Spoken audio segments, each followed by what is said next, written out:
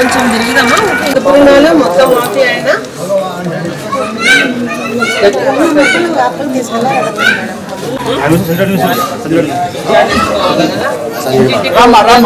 ఇచ్చానమ్మా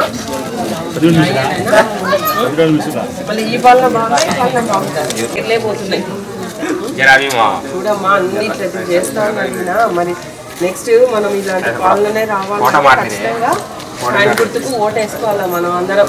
current బిల్లులు bus ఛార్జీలు అన్నీ పెరుగుతున్నాయి బాగా కట్టుకుంటున్నారా రుణాలు మొత్తం మాఫీ చేస్తా అని చెప్పినారమ్మా ఎవరు ఇక్కడ చేసానా మొత్తం మరి చెప్పే కదా మనకు ఆ రోజు అన్ని ఈరోజు చెప్పిందోటి ఈరోజు చేస్తుందోటి కాబట్టి ఈ పాలనే మనకు బాగుండమ్మా మళ్ళీ ఇలాంటి పాలనే రావాలంటే మనం జగన్ అన్నను ముఖ్యమంత్రి చేసుకోవాలి మీరు పొదుపులో ఉండాలా రుణాలన్నీ మాఫీ చేస్తా అని చెప్పారు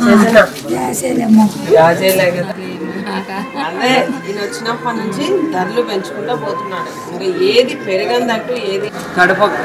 దీని నుంచి ప్రజల నుంచి విశేషంగా స్పందన వస్తూ ఉంది ఎందుకంటే ఎన్నికలకు ముందు ఎన్నో హామీలు ఇచ్చి ఆయన ముఖ్యమంత్రి అయినారు ఈరోజు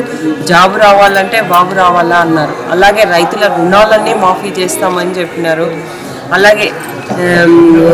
బ్యాంకులో ఉన్న బంగారం ఇంటికి రావాలంటే బాబు రావాలి ఇట్లా అన్ని ఎన్నో హామీలు ఇచ్చి పొదుపు మహిళలకు కూడా రుణాలు మొత్తం మాఫీ చేస్తామని చెప్పడం జరిగింది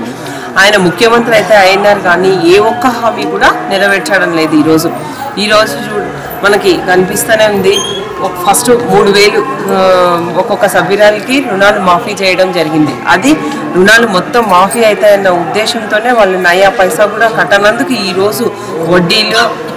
అధిక వడ్డీలు వల్ల దానికే సరిపోతా ఉంది అంతేకాకుండా రైతులు కూడా వర్షాలు లేక 3 ఏళ్ళు అవుతా ఉంది ఇది 3వ సంవత్సరం కరువు అంటే ఈయన వచ్చినప్పటి నుంచి వర్షాలు లేక పంటలు పండక రైతులు అల్లాడిపోతూ ఉండడం జరుగుతూ ఉంది అంతేకాకుండా ఇండ్లు ఇస్తాము స్థలాలు ఇస్తాము లోన్లు ఇస్తాము అని చెప్పడం జరిగింది అది కూడా ఎవరికి ఒక ఇల్లు వచ్చిన దాఖలాలు లేదు ఇంతవరకే అంతేకాకుండా పెన్షన్లు కూడా అన్ని జన్మభూమి కమిటీ అని పెట్టినారు దాని ద్వారానే వాళ్ళు అప్రూవల్ చేస్తేనే పెన్షన్ రావడం జరుగుతూ ఉంది ఇప్పుడు దానికి కూడా భర్త చనిపోయిన వాళ్ళకి సర్టిఫికేట్ అప్పుడు గ్రామాలలో చాలామందికి డెత్ సర్టిఫికేట్ తీసుకోవాలన్న ఆలోచన కూడా లేదు ఎక్కడో చనిపోతే వాళ్ళకి ఆ రోజు డెత్ సర్టిఫికేట్ లేక కూడా చాలామంది పెన్షన్ పొందలేకపోతూ ఉన్నారు అంతేకాకుండా 65 సంవత్సరాలు పూర్తి అయితేనే ఓల్డ్ ఏజ్ పెన్షన్ అంటున్నారు ఇప్పుడు రేషన్ కార్డు తప్పనిసరి రేషన్ కార్డులో అతనికి ఒక ముసలాయనకి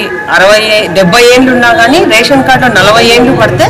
అది దాన్నే తీసుకొని ఆన్లైన్లో ఎక్కిస్తూ ఉన్నారు కానీ ఆయనకి కరెక్ట్గా వయసు ఉందని కూడా చెప్పడం లేదు ఇట్లా ప్రతి ఒక్క విషయంలో అన్ని రకాలుగా ధరల పరిస్థితి అయితే చెప్పనలవి కాదు ఎలక్షన్స్ అప్పుడు ధరల స్థిరీకరణ నిధిని ఏర్పాటు చేస్తాము అని చెప్పడం జరిగింది కానీ అది కూడా లేదు ఈరోజు ధరలు ఇంకా ఆకాశాన్ని అంటుతున్నాయి కనీసం ఏ రోజు కందిపప్పు కానీ ఉప్పు కూడా పెరిగిన పరిస్థితి ఉందంటే అది అసలు దొరకదో అన్న పరిస్థితుల్లో కొనుక్కోవడం జరుగుతూ ఉంది కాబట్టి పెరగందంటూ ఏదీ లేదు ప్రతి ఒక్కటి పెంచుతూ ఉన్నారు అంతేకాకుండా కరెంటు బిల్లులు బస్ ఛార్జీలు ఇంటి పన్నులు ప్రతి 3 నెలలకు ఒకసారి పెంచుకుంటూ పోతా ఉన్నారు ఈ ప్రభుత్వము గతంలో వైఎస్ రాజశేఖర రెడ్డి గారు ముఖ్యమంత్రిగా ఉన్నప్పుడు 5 ఏళ్ళు ముఖ్యమంత్రిగా ఉండి నయా పైసా కూడా పెంచని ముఖ్యమంత్రి ఎవరైనా ఉన్నారా అంటే అది ఒక్క వైఎస్ రాజశేఖర రెడ్డి గారే కాబట్టి ఆ పాలన చూస్తున్నారు ఈ పాలన చూస్తూ ఉన్నారు అంతా ప్రజలందరికీ అర్థమవుతా ఉంది ముఖ్యంగా రైతులకైతే పండించిన పంట ఈరోజు ఉల్లికైతేనేమి టమాటాకైతేనేమి ధరలు లేక పొలాల్లోనే పశువులకు వదిలిపెట్టాల్సిన పరిస్థితి ఏర్పడతా ఉంది అంతేకాకుండా ఈరోజు నోట్ల రద్దు ఇంకా చిన్న వ్యాపారస్తులను రైతులను రోడ్లపైన వ్యాపారం చేసుకునే తోపుడు పనులపైన చేసుకున్న వాళ్ళనంతా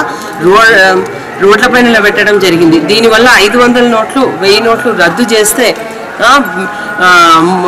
బ్లాక్ మనీ బయటకు వస్తుంది అనుకున్నాం కానీ దీనివల్ల పేదవాళ్ళు మధ్యతరగతి వాళ్ళు సామాన్యులే చాలా ఇబ్బంది పడడం జరుగుతూ ఉంది ఈరోజు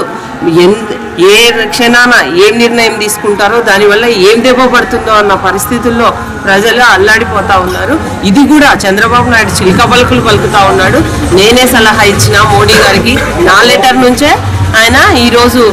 నోట్లు రద్దు చేస్తూ ఉన్నారని చెప్పడం జరుగుతూ ఉంది. కాబట్టి ఈ పాలనను ప్రజలంతా చూస్తూ ఉన్నారు. మనకి బాగా తేడా కనిపిస్తూ ఉంది. నెక్స్ట్ ప్రజల నుంచి కూడా మంచి స్పందన ఉంది. నెక్స్ట్ వైఎస్ రాజశేఖర రెడ్డి గారి